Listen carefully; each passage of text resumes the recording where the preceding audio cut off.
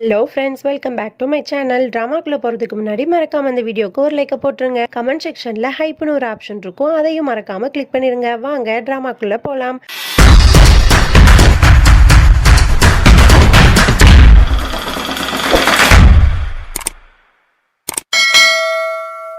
Starting சீன்ல நம்ம ரதன் சிங்கை தான் காட்டுறாங்க. அவனுக்கு எல்லா உண்மையும் தெரிஞ்சு தியா இருக்க இடத்த நோக்கி ஸ்பீடாக ஓடிட்டு இருக்கான். அதுக்கப்புறம் அப்படியே தியாவை காட்டுறாங்க. தியாவும் அந்த டெரரிஸ்ட்டும் பயங்கரமா ஃபைட் பண்ணிட்டு இருக்காங்க. தியா வந்து அந்த டெரரிஸ்ட்டை போட்டு அடின்னு அடிச்சிடுறா. அதுக்கப்புறம் திரும்ப அந்த டெரரிஸ்ட் வந்து தியாவை அடிக்கிறான். மாறி மாறி ஃபைட் பண்ணிட்டு இருக்காங்க. அப்போ கரெக்டா வந்து தியா வந்து 10 பாயிண்டோட வந்து அந்த டெரரிஸ்ட்டை வந்து லாக் பண்ணிடுறா. அப்போ டக்குன்னு தியாவோட போன் ரிங் ஆகிற சவுண்டு கேட்டோன்னா தியா அந்த பக்கமா திரும்புறா. அந்த டெரரிஸ்ட் என்ன பண்ணிடுறான் அப்படின்னா இதுல இருக்க மண்ணை வந்து காலால உதச்சு தியாவோட கண்ணில் வந்து போட்டு விட்டுறான். உடனே தியா வந்து அப்படியே கஷ்டப்பட்டுட்டு இருக்கா. டக்குன்னு அந்த டெரரிஸ்ட் என்ன பண்றான் அப்படின்னா தியாவோட கழுத்தை பிடிச்சி அப்படியே தரையா அமைக்க அவளை வந்து கொல்றதுக்கு முயற்சி பண்ணிட்டு இருக்கான். அப்ப கரெக்டா அந்த இடத்துக்கு ரதன் சிங் வந்து அந்த டெரரிஸ்ட் கூட பயங்கரமா சண்டை போட்டுட்டு இருக்கான். அந்த டெரரிஸ்ட் வந்து தியாக்கு கொடுத்த கஷ்டத்துக்கு எல்லாத்துக்கும் சேர்த்து வச்சு அந்த டெரரிஸ்ட போட்டு ரதன் சிங் வெளுன்னு விழுக்கிறான். கரெக்டா அந்த டைமுக்கு வந்து அந்த இடத்துக்கு போலீஸும் வந்துடுறாங்க. அந்த டெரரிஸ்ட பிடிச்சிடுறாங்க.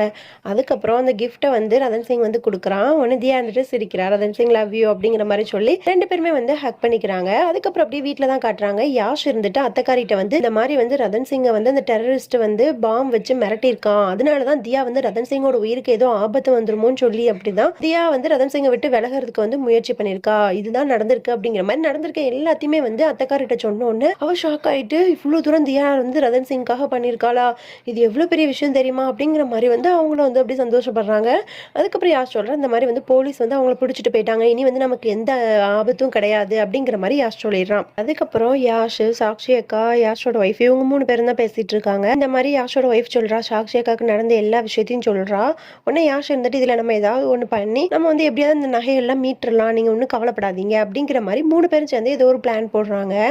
அதுக்கப்புறம் அத்தக்காரி, யாஷோட ஒய்ஃப் இப்படி எல்லாரும் குடும்பத்தில் இருக்க எல்லாருமே நிற்கிறாங்க. அப்போ கரெக்டாக தியாவும் ரதன் சிங்கும் வந்துடுறாங்க. அவங்க 2 பேரும் வந்ததை பார்த்து குடும்பத்தில் இருக்க எல்லாருக்குமே வந்து பயங்கரமாக ஹாப்பி ஆயிடுது.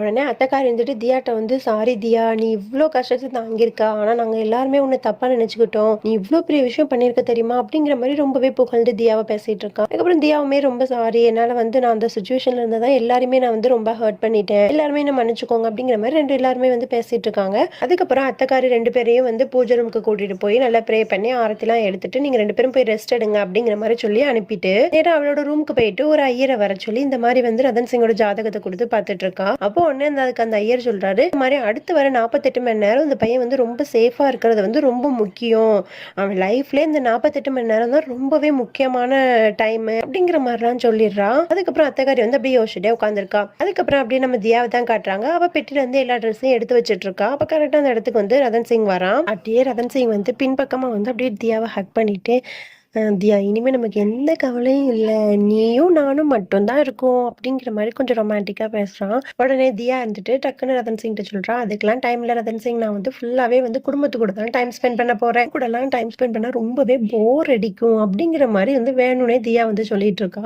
உடனே ரதன் சிங் சொல்றான், அப்படிலாம் கிடையவே கிடையாது தியா, நான் வந்து ரொம்பவே சூப்பரான ரொமான்டிக்கான பர்சன் தான், நான் அதை வந்து உனக்கு ப்ரூவ் பண்ணி காட்டுறேன், இன்னைக்குள்ள நான் வந்து உனக்கு ஒரு கிஸ் கொடுக்கலன்னா பாரு, இதை நான் வந்து சேலஞ்சாவே சொல்றேன் அப்படிங்கிற மாதிரி சொல்லிட்டு அவளை அப்படியே கட்டி பிடிச்சிட்டே பேசிட்டு இருக்கான். டக்குன்னு வந்து தியா இருந்துட்டு தள்ளி விட்டுட்டு பாப்போம், இன்னைக்கு நீ இந்த சேலஞ்சில் எப்படி வின் பண்றேன்னு பாப்போம் அப்படிங்கிற மாதிரி அவளும் வந்து ரொம்பவே ஃபன்னா பேசிட்டு இருக்கா.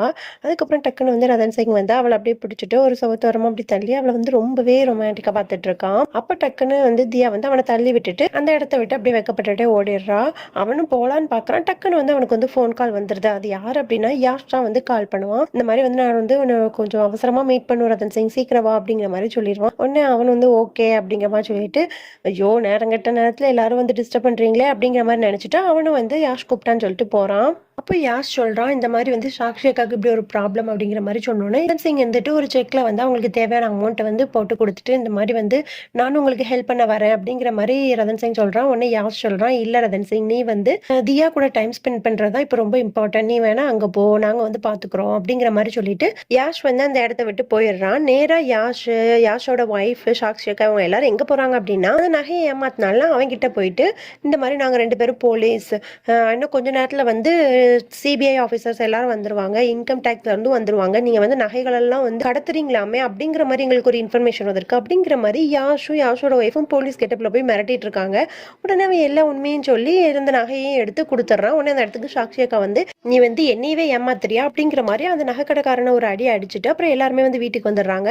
உடனே சாக்ஷி அக்கா வந்து யாஷோட ஒய்ஃப்க்கும் வந்து ரொம்பவே தேங்க்யூ, என்னோட மானத்தையே வந்து நீங்க காப்பாத்திட்டீங்க அப்படிங்கிற மாதிரி 2 பேர்கிட்டயும் வந்து தேங்க்யூ சொல்லிட்டு இருக்கா. அதுக்கப்புறம் அப்படியே நம்ம ரதன் சிங்கும் தியாவையும் தான் காட்டுறாங்க. அவங்க 2 பேரும் வெளியே எங்கேயாவது போகலாம் அப்படிங்கிற மாதிரி ரெடி ஆயிட்டு வெளியே வர்றாங்க. உடனே அத்தக்காரி வந்துட்டு 2 பேரும் எங்க போறீங்க, இந்த மாதிரி வந்து என்ஜிஓக்கு வந்து நிறைய ஸ்வீட்ஸ் ரெசிபிலாம் செஞ்சு கொடுக்கணும், அதனால வந்து ஹெல்ப் பண்ணுங்க அப்படிங்கிற மாதிரி அத்தக்காரி சொல்லி ரதன் சிங் வந்து அத்தக்காரி கூட ஹெல்ப் பண்றதுக்கும் தியாவை வந்து கிச்சன்ல வந்து பலகாரங்கள்லாம் ரெடி பண்றதுக்கும் வந்து விட்டுறா.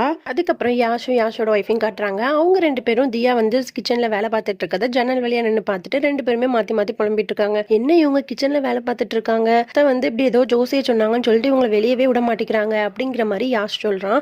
அப்ப நம்ம ஏதாவது ஒண்ணு பண்ணியே ஆகணும், இவங்க 2 பேரும் கொஞ்சம் டைம் ஸ்பெண்ட் பண்ண விடணும், என்ன பண்ணலாம் அப்படின்னு யோசிச்சுட்டு 2 பேருமே ஒரு பிளான் போடுறாங்க. அதுக்கப்புறம் அப்படியே ரதன் சிங்கை காட்டுறாங்க. ரதன் சிங் வந்துட்டு ஆன்ட்டி எனக்கு உடம்புலாம் வலிக்கு, எவ்வளவு வேலை பார்த்துட்டேன், நான் வந்து கொஞ்சம் ரூம்ல போய் ரெஸ்ட் எடுக்கிறேன் அப்படிங்கிற மாதிரி சொல்றான். உடனே அத்தக்கா இருந்துட்டு ரதன் சிங் உட்காரு, நீ என்ன வேலை பார்த்த, கொஞ்சம் தானே வேலை பார்த்திருக்க, இன்னும் கொஞ்சம் இந்த வேலையெல்லாம் முடிச்சுட்டு நீ போ அப்படின்னு சொல்லிட்டு திரும்பவும் பிடிச்சி உட்கார வச்சிடறாங்க. உடனே அப்ப கரெக்டா யாஷ் வரான். ரதன் சிங் உடனே இந்த மாதிரி வந்து அத்தக்காரியோட தங்கச்சி வந்து கூப்பிடுறாங்க, அப்போ ஏதோ இம்பார்ட்டனா, சீக்கிரமா போ அப்படிங்கிற மாதிரி யாஷ் சொல்லிட்டே இருக்கான். உடனே ரதன் சிங் வந்துட்டு புரியாத மாதிரி முழிக்கிறான். உடனே யாஷ் வந்து அப்படி கண்ணடிக்கிறான். ஓ அப்படியா, அந்த நான் போறேன் அப்படின்னு சொல்லிட்டு அவன் வந்து அந்த இடத்த விட்டு எஸ்கேப் ஆகி நேரா கிச்சனுக்கு போறான். உடனே டக்குன்னு ரதன் சிங் வந்து கிச்சனுக்கு போயிட்டு தியாவை இப்படி பிடிச்செழுத்து அந்த மாவை வந்து எடுத்து அவளோட மூஞ்சில வந்து தடவிட்டுறான். உடனே தியா கேட்கறான், என்ன ரதன் சிங் பண்ற, உனக்கு அத்தைக்காரங்க வந்து வேலை கொடுத்தாங்களா, அதை போய் பண்ணு அப்படிங்கிற மாதிரி சொன்னோன்னா ரதன் சிங் சொல்றான், எவ்வளவு போரிங்கான டாஸ்க் அத்தை எனக்கு கொடுக்குறாங்க, அதை விட ஒரு இம்பார்ட்டன்டான டாஸ்க் வந்து எனக்கு இன்னும் மிச்சம் இருக்கே அப்படிங்கிற மாதிரி சொல்லிட்டு அப்படியே ரொமான்டிக்கா வந்துட்டு தியாவை பார்த்துட்டு இருக்கான். அதுக்கப்புறம் தியாவை அப்படியே கிட்ட அணைச்சிக்கிட்டு அவளுக்கு கிஸ் பண்ணலாம் அப்படிங்கிற மாதிரி போறான். டக்குன்னு வந்து அத்தக்காரி வந்து ரதன் சிங் நீ எங்க இருக்க அப்படிங்கிற மாதிரி தேடிட்டே வராங்க. உடனே ரதன் சிங் வந்துட்டு ஐயோ அத்தக்காரங்க வராங்க, நான் போய் ஒளிஞ்சுக்கிறேன் அப்படின்னு சொல்லிட்டு அந்த தியா நிக்கிறதுக்கு பக்கத்துல ஒரு டேபிளுக்கு பக்கத்துல வந்து ஒளிஞ்சுக்கிறான். அத்தக்காரியே உள்ள வந்து ரதன் சிங்கை பாத்தியா தியா அப்படிங்கிற மாதிரி கேக்குறாங்க. உடனே தியா வந்துட்டு இல்லையே, இங்கெல்லாம் யாருமே வரலையே அப்படிங்கிற மாதிரி சொல்லி சமாளிச்சிடறா. ஓகே அப்படின்னு சொல்லிட்டு அத்தக்காரி போறா. டக்குன்னு ரதன் சிங் வந்து தும்மிடுறான். உடனே தியா வந்து அவதான் தும்முன மாதிரி அப்படியே ஒரு மாதிரி ஆக்டிங்க போட்டுட்டு இருக்கா. அதுக்கப்புறம் அத்தக்காரியும் வந்து எல்லாம் புரிஞ்சுட்டு அந்த இடத்த விட்டு போயிடுறா. அதுக்கப்புறம் தியா வந்துட்டு ரதன் சிங் நீ ஃபர்ஸ்ட் இந்த இடத்த விட்டு போ அப்படிங்கிற மாதிரி விரட்டி விடுறா. ரதன் சிங் வந்துட்டு தியா ப்ளீஸ் ப்ளீஸ் ப்ளீஸ் ஒரே ஒரு கிஸ் தியா ப்ளீஸ் ப்ளீஸ் அப்படின்னு கெஞ்சிட்டு இருக்கான். தியா வந்து ரதன் சிங்கை பிடிச்சி தள்ளி விட்டு நீ போ அப்படின்னு சொல்லிட்டு அந்த கிச்சனை விட்டு விரட்டி விட்டுறா. அதுக்கப்புறம் நேரா வந்து ரதன் சிங் ரூம்ல போய் உட்காந்துட்டு என்னதான் பண்றது, எப்படியாவது இந்த டாஸ்க் நம்ம இன்னைக்கு கம்ப்ளீட் பண்ணியே ஆகணுமே, ஏதாவது ஒரு ஐடியா யோசிப்போம் அப்படின்னு சொல்லிட்டு ரூம்ல உட்காந்து யோசிச்சுட்டு ஒரு ஐடியா வந்து அவனுக்கு கிடைச்சிருது. என்ன பண்றான் அப்படின்னா டக்குன்னு அவன் போட்டிருக்க ட்ரெஸ்ஸை வந்து வேற ஒரு ட்ரெஸ்ஸை மாத்திட்டு அந்த கோட்ல இருக்க ஒரு பட்டனை வந்து கையிலே பிச்சு கையில வச்சிருக்கான். வச்சுட்டு ஜன்னல் வழியா அத்தைக்காரிட்ட வந்து அத்தை தியாவை கொஞ்சம் வர சொல்லுங்க, என்னோட ட்ரெஸ்ல வந்து பட்டன் வந்து பிஞ்சிருச்சு, அது கொஞ்சம் தச்சு கொடுக்கணும், கொஞ்சம் வர சொல்லுங்க அப்படின்னு அத்தைக்காரியும் ஓகே அப்படிங்கிற மாதிரி சொல்றா. உடனே தியாவும் மேல வந்து என்னாச்சு அப்படின்னு கேட்கறா. இல்ல அந்த மாதிரி வந்து கோட்ல வந்து பட்டன் பிஞ்சிருச்சு அப்படிங்கிற மாதிரி ரதன் சிங் சொல்றான். உங்ககிட்ட தான் நிறைய கோட் இருக்கு, அப்ப எதுக்கு இதை பிஞ்சதை நீங்க போடணும் அப்படிமா கேட்டோன்னே இல்ல இது எனக்கு ரொம்ப ஸ்பெஷலான கோட்டு அதனாலதான் அப்படிங்கிற மாதிரி ரதன் சிங் சொல்லி சமாளிக்கிறான்.